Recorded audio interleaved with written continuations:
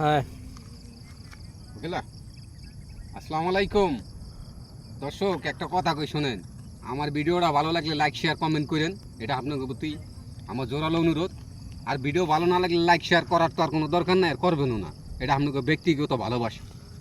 শোনেন, এই প্রবাসের মাটিতে যখন মাস শেষ বেতনটা পাইলে বাড়িতে টাকাটা পাঠাইলে বউর কাছে যদি টাকাটা দেই, বউ অনেক, ধরেন 50,000 টাকা দিছি, 50,000 টাকা দেওয়ার পরে বউর মানে চাহিদার শেষ নাই।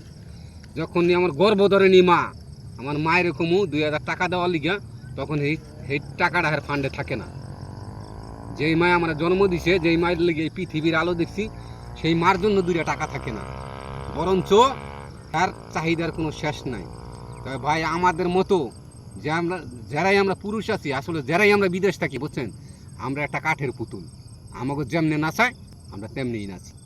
তবে মায়ের সবাই ভালোবাসেন, মায়ের কিছু দিয়েন। যেই গর্ভধারিণী মার লিগে এই সারা পৃথিবীর মুখ দেখছেন, যেই গর্ভধারিণীর মার জন্য এই পৃথিবীর আলো দেখছেন, তার একটু ভালোবাসা দিয়ে তার একটু খেজমত করেন। ভালো থাকেন, খোদা হাফেজ।